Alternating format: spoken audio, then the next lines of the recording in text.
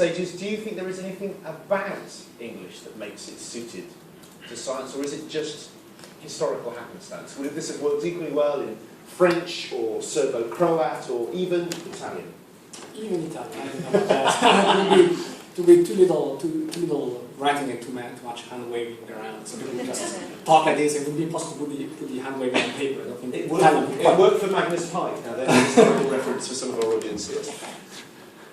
Well, it is true that in some sense, English is simpler to learn, at least the basic English that you need for successful scientific communication between peers. At that level, I think there are elements of simplicity to the language that make it a useful and relatively easier lingua franca to learn, rather than Latin, let's say, or the other Latin-based languages such as French and Italian.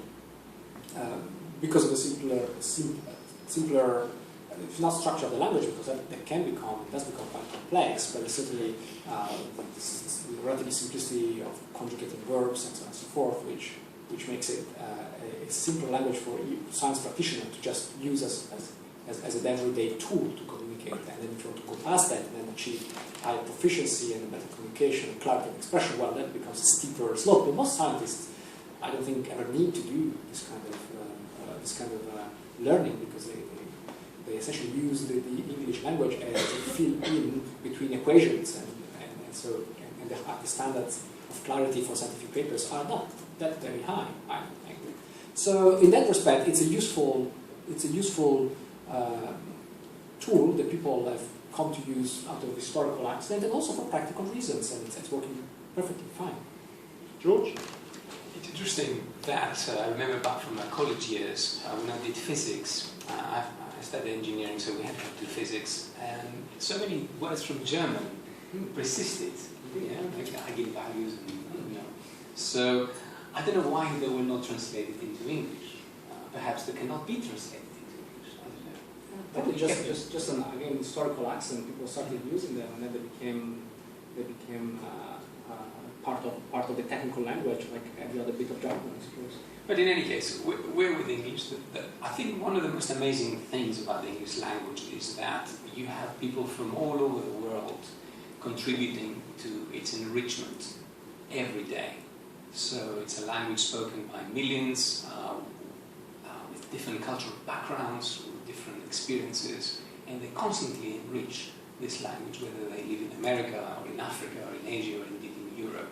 And that makes it really a uniquely rich language in expression. In fact, it's arguably not a language, it's a group of languages, isn't it? You get American English and Indian English and all these other English, and probably physics English and biology English as well. And I think it's because it's exactly that is becoming so popular and adopted by people around the world. Okay? Because it's becoming gradually the language of our planet. Okay? We will see that. Obviously that thing will persist in the next century, but the trend is that, definitely. Or Spanish, or Mandarin. I mean, we're looking at it from we're sitting in London talking about English, and there are people around the world watching, but I think we obviously have a very Eurocentric or Western-centric perspective, because I know India, China, Japan, they are countries with, it's not a Western scientific tradition, but it's certainly a scientific tradition that has lasted millennia, that has had its own way of accurately describing concepts, that have seen great scientists from the Eastern world born from that also. So I don't think we should have a perspective of vanity to say that English is a natural language for it. It was posed as a question. Do you think there is anything? No, but I'm responding to what you said earlier, that maybe it is happenstance for all the reasons George said, and the reasons over the history of science and Western science.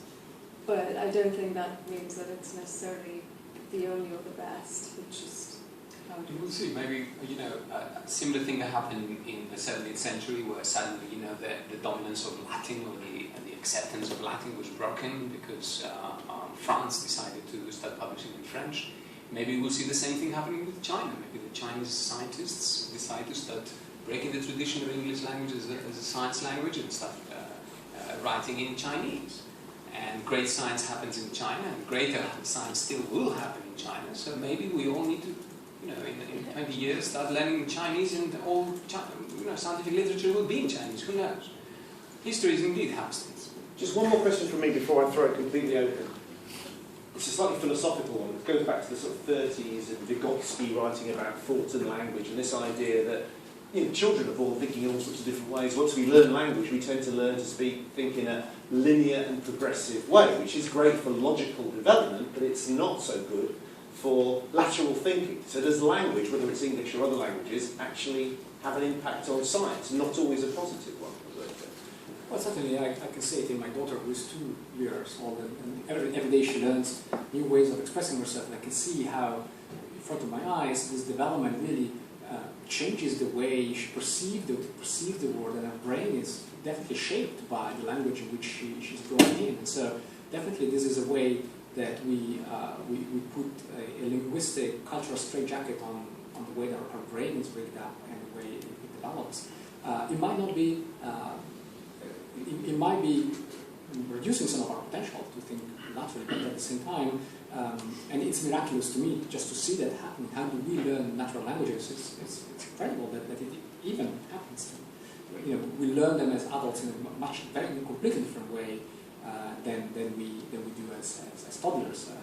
I grew up speaking Italian as my mother tongue, and then I learned French and German and English. And when I learned those languages, well, those are learned languages to me, and they feel different from Italian. And so I wish I had been able to learn them younger, because they would have been different to me. And so it's clearly an important question, but it seems to me that the social building of the social human being requires language of some shape or another. And so the strictures that brings with it are unavoidable in a sense. Right. It's about time we got some questions from the room as opposed to down the line. So we're a bit tight for time. Oh, exactly the right way. No long pause. We've got the microphone to you, then we'll go to the gentleman at the back. It can be a comment as well as rather than a question. It is. There is a danger of condescension and dumbing down. How do we avoid this? A good marker on television programmes when every other sentence contains the word incredible. We know we've gone far too far down. My pet hates the word profound. Brian Cox, I'm talking to you. I don't consider The Edge of the Sky a book that dumbs the science down. And some people have taken issue with the fact that I make things too simple and I take my readers to be stupid. The contrary is true. I take my readers to be smart and intelligent, creative beings that can pierce through the metaphors and build their own mental picture of what's going on. So, insofar as this piece of work is concerned, if that's what you're referring to, then I think this is not dumbed down at all. It actually is, in some parts, quite high level, and that's part of the reason why I said I'm not too sure whether this works at all levels. And it's not dumbed down at all. When we talk about the multiverse, without using the word multiverse or universe or particle or any of those words, it becomes very abstract in a sense. So I didn't actually follow the question as line of sight, but I took it that you weren't talking specifically about Roberto. No, sorry. Okay, I just took it as a comment on the book, but there are other ways that can be it's a more general point, so let's not start a fight here. No. George, how do we get that balance right? Because the other side of the coin, by the way, is in 2010, as some of you may know, it was, I think, the UN Year of Biodiversity, and somebody did a poll halfway through the year, and I don't know if this story is apocryphal, and what does biodiversity mean? And the most common answer was allegedly washing powder. So how do we get that balance right? I think it's extremely difficult to get the balance right because it depends on the audience, depends who you are trying to communicate to. Obviously, there are different kinds of audiences, there are different kinds of educational backgrounds, there are different kinds of context and so on.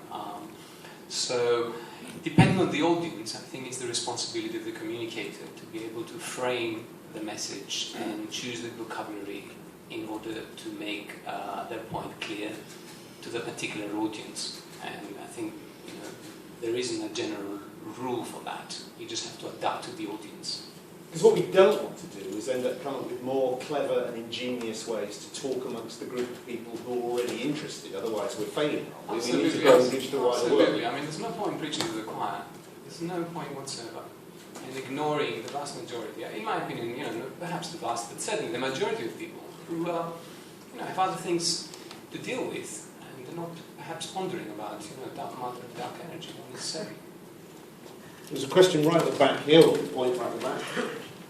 So I was just thinking that we talked about using the English language and other languages as a form to communicate ideas from science and technology. Do you believe actually that you could discuss amongst scientists purely in mathematics? That's the first question. And I think just to set a trigger on that is that if you believe you can do so, perhaps 12 pizza recipes in mathematics might be an interesting next publication. I just think something about mathematics, because when Roberto was talking about language and learning language as a child, I think I was reading, I think it was one of Malcolm Gladwell's books about learning mathematics and why, and I haven't looked into this, but it's just an interesting thought I wanted to share, why it might be that we, English speakers, find mathematics so difficult, whereas I know South Indians who play chess and Chinese tend to grasp it more quickly. And you were saying something about how in English we have to learn the numbers first. So we have to learn the number 1, we know how to write it. Then we have to write O-N-E. And then we have to know that 30 is 3 multiplied by 10, even though it sounds nothing like it. Whereas in Chinese, say 38 is in the language, it's actually calculated, like 30 will be 3 times 10, 3 tens, plus 58, 5 tens, 8. So somewhere inbuilt in the language is a more literal way of looking at the numbers, and it's almost like the calculation is inside the way that the numbers are phrased. Right, it's inbuilt rather than a bolt-on. It is, but I know, like, for example, if now maths starts being taught in English in Hong Kong, say, it would be interesting to see how that affects the results or the learning that children there have, because it may be something that, this is where English may, in some circumstances, be disadvantaging our learning of maths. Well, since you have mentioned that, let's ask that question, because it is a growing trend around the world, is using English to teach subjects, and particularly to teach science, given all the things that we've said about English as an important subject. Do you think it's a wholly good thing, a partly good thing? It has its ups and downs? Can I, instead of that, answer the As long as question you go, of the previous gentleman? Because I believe and then go back to that question. I need to go back to this question because it's so titillating to me. Yeah. And I have to bring in Wittgenstein into the conversation. This is the time that You I have to bring Wittgenstein. Wittgenstein into the conversation. You see, it bothered people since ancient times that language was so full of metaphor and therefore could be misused in order to guide the public in very odd directions. And it was first Plato, in fact, in the Republic, that he suggested that poets should be expelled from the city because they confuse with their words.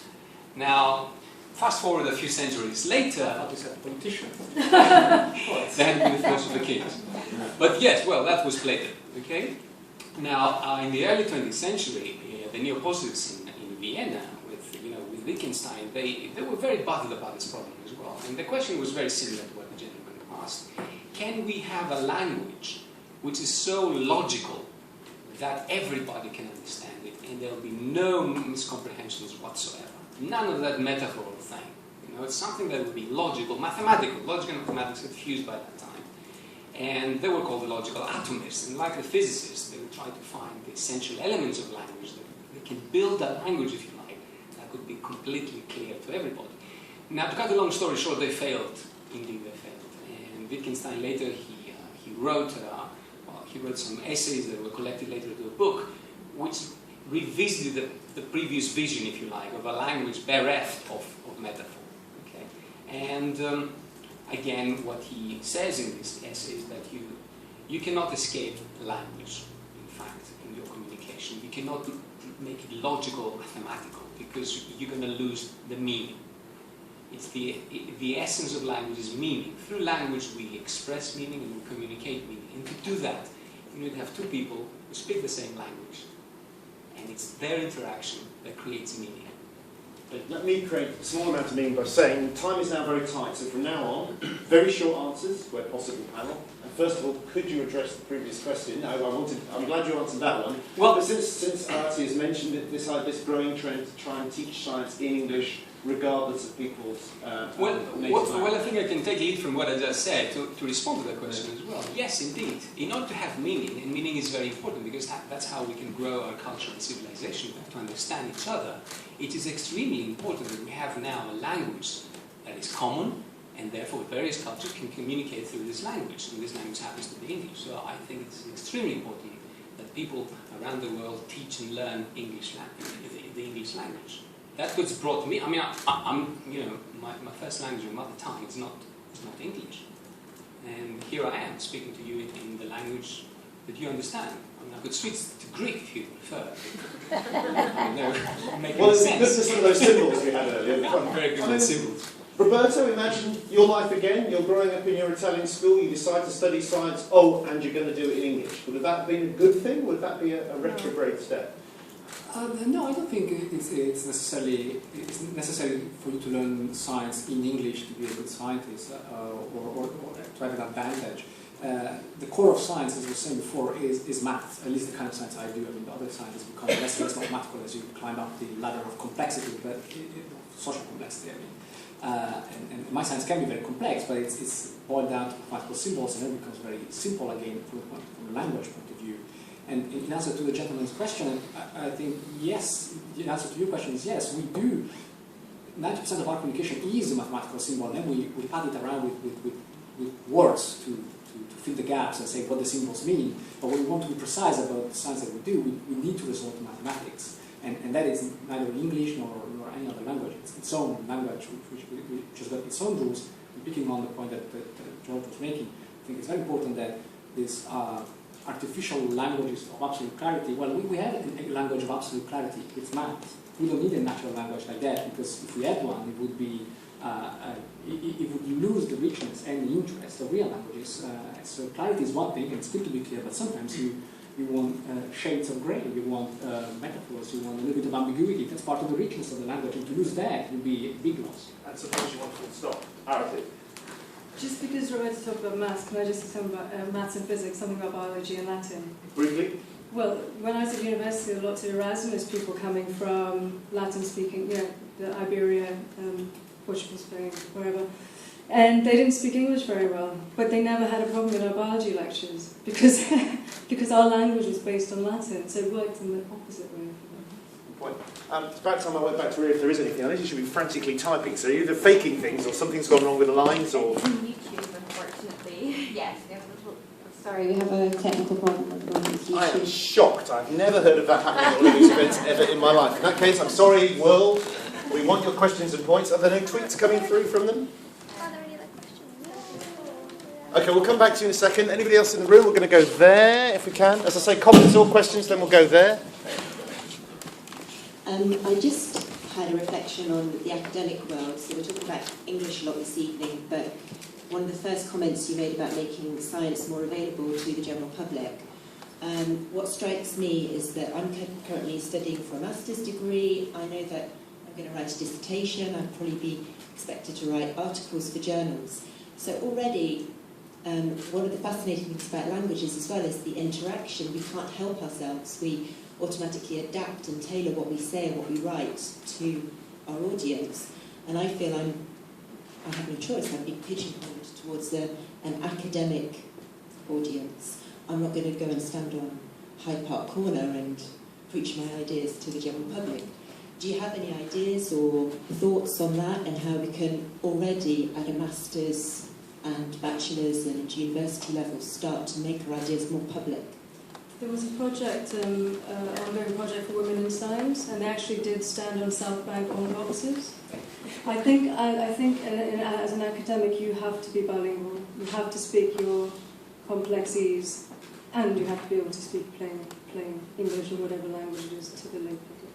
And increasingly there are opportunities at all levels to start doing just that, and it's only a question of going out and finding them, and whether it's science in the pub or your local school, or there are many opportunities like that. And the challenge to me is to change the academic culture in such a way that this kind of opportunities would not be overlooked, and people like yourself would be encouraged to actually take these opportunities as part of your training as a future responsible scientist? My journey to science communication began with trying to explain my PhD to my girlfriend. And still keep her your girlfriend, yeah. And still keep the girlfriend, yes. Well, it didn't work out. One or the other, it just didn't work. So I suggest, to everyone, start with your friends and your family, and try to explain to them what you do, and see if they can understand. And I think that's the best practice you can get. And it's a good example because it comes back to what we were saying before about you don't necessarily simplify, but you duck some information. If you can't make an interesting story about what you're doing for a friend, then change what you're doing or change your friends. So if you see them typing in the mobile phone while you speak. Actually, can I pick up on something you just said, which is very interesting to me? You talked about you need to be bilingual. Now, I'm all for good science communication, but does everybody need to be? Isn't there still room for that person who's brilliant at their science but absolutely terrible at the communication side of it? Isn't there still room for them in science? Yeah, I heard someone say this, and I absolutely agree that it doesn't have to be every scientist, but someone in the lab has to be able to do that. Yeah, good point. Okay, there was a question here or a point here. Hello, Roberto. I really welcome your book and your attempts to make science more inclusive, so thank you very much. I work in the school sector, and for that reason I'm really interested, because science obviously is in many ways compulsory, but we have a growing cohort of young people who absolutely hate it. And it's a daily struggle to try and engage young people. One of the biggest issues is that they are not able to engage with the texts. And there's a lot of resistance amongst the teaching profession to the language of science in, I suppose, what they would feel is being dumbed down, and the interference of language in terms of distorting scientific definitions and scientific concepts. And it's really trying to find a way in which we can, both of us, go through this process, not lose scientific accuracy, but in a way try and find ways in which young people would engage with the language. Absolutely, and it's a real shame. It breaks my heart whenever that happens. You get all these bright, young, curious minds, and you lose it because you overload them with useless accuracy and definitions, and you make science sound and look and be boring. And science is everything but. So the challenge is, how do we, of course, educate those young minds, but at the same time we keep the passion. Not only keep the passion, but we make it even more engaging. We fire it up, and we make them then grow up to become future scientists or to go into the scientific side of things. So that is the challenge. That's very much what I'm trying to contribute to. And I hear what you're saying. I mean, Roberto talked about Shakespeare earlier, and I think it's probably the same thing, that at the time these things were written, at the time these scientific terms were put in place, it probably made sense, not to everyone, but to people more widely than it does now. And I don't think there's anything wrong with putting science in the language that people understand today and feel fluent with, so that it's not something strange and mysterious, but something they feel can be embraced as theirs. Well, I have a 6-year-old son, and I don't know if he's going to turn up to be a scientist, I don't care. But I want him to have the experience of science. And I think science is mostly experience rather than words. And it's experience about observing and being curious about stuff. So what I'm trying to do with my son is go out in nature and have him observe things. Observe, for example, the insects, observe the shape of leaves, the dew on the leaves. Just try to observe things, to be able to see things which are not visible otherwise unless you actually pay attention to. And I believe this experience, because this is what scientists do, that's what they do. Instead of, spending the time doing other stuff, they just sit there and look at things, hear or whatever. So this is science.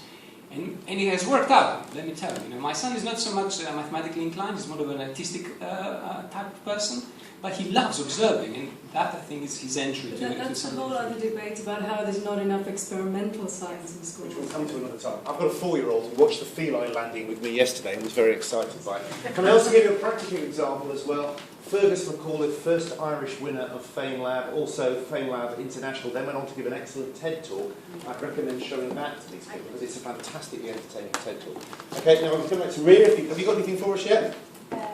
No. In a word, no. It's great the tweeting's not out there. Guys, what's happened to Twitter? It's a modern technology. We've got time for a couple more points or questions. There was a hand there. Is it still with you? Hang on, let's get you a microphone. I would like to make one comment with respect to the teaching of English for science. I do think that in countries where English is not the mother tongue, you have to have, as a child, the grasp in your mother tongue. So when your son watches the leaves or whatever it is, he or she has to hear this in Greek, and because Greek connects with a lot of other experiences that the child has. So that was just a comment. The other question is for Roberto. I don't know your book, but I find this very, very thrilling. But one of the questions I have is, it was announced as something that you use the 1,000 most common words used in English. Now, I come from a totally different side, from linguistics, and a lot has been done on, a simplified language. So I would like to ask you, what is the basis for you that you can say, I don't know whether it's cosmology or whatever it is, that you have the 1,000 most commonly used words with which you write your book? There's a one-word answer to this, Roberto, which I'll be grateful for. I don't have it. I don't have it. No, I thought your one-word answer was Wikipedia, wasn't it? Well, yes, but this list is arbitrary. I accept this list is arbitrary. I don't claim any scientific accuracy for this list. I was interested in taking an arbitrary list, Wikipedia, and see what I could do with it. It is not accurate. If a linguist would look at it, they would say, well, there are many lists, and I would accept that. So it's a possible list. Okay, I'm well aware I'm now standing between you and the drinks, so if anybody's got a burning last question or point, I'm not going to disenfranchise you. We're going to go, we'll try and put you both in very quickly if we can. Hang on. I'm an ex-scientist teaching English now to scientists. I fear that your beautiful near-poetry description of cosmology would be indistinguishable as far as authority is concerned from a beautiful near-poetry description of astrology or homeopathy or lots of other things. Except I am a working qualified cosmologist. Good, nice and short. Stretching. And if you can try and make this sort of climactic, that would be good. Sorry about that, but perhaps not. Just for Roberto, do you also use simplified grammar, i.e. the present simple instead of the third conditional in your 1,000-word, 700-odd word book? The short answer is no. There are rules as to which words I'm allowed to use and in which way I'm allowed to rules that I set myself, the way I am allowed to modify the words that are on the list. So this allows for some flexibility in that respect, because otherwise it would be, I feel, too much of a butchery of the language. What was the word you missed most not having? That wasn't in your 1,000 that you would have desperately loved to have had in there? Energy. Energy. Okay, I think it's time. Can we please thank our panel for their energy?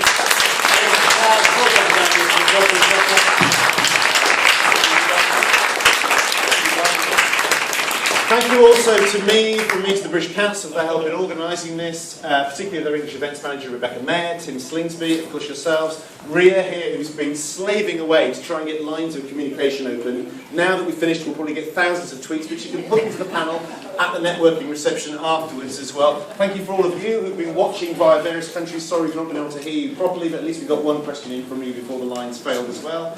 And we're going to finish, as we began, with a quick word from Steve Roberts, Director of Charitable Activities at the English-Speaking Union. Thank you, Quentin. Thank you, panel. And thank you all for attending this English-Speaking Union and British Council initiative to push communication. Nice phrase, we'll nick it. Please join us in the church room for a drink. There will be copies of The Edge of the Sky on sale next door. Thank you for coming, ladies and gentlemen.